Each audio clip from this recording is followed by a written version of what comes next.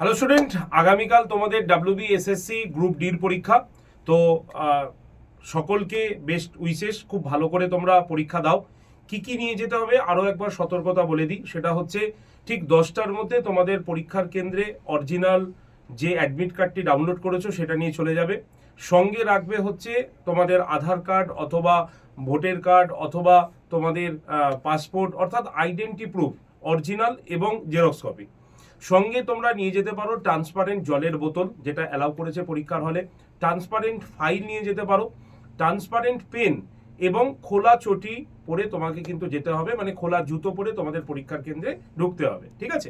যেগুলো নিয়ে যেতে পারবে না সেটা হচ্ছে কোনো ঘড়ি, এইরকম ঘড়ি নিয়ে যেতে পারবে না, পার্স নিয়ে যেতে পারবে না। আর সব থেকে যেটা জরুরি সেটা হচ্ছে, যেটা তোমরা গ্রুপ সিতে অনেকেই ভুল করেছো, সেটা পরীক্ষার হলে গিয়ে তাড়াহুড়ো করেছো তোমরা।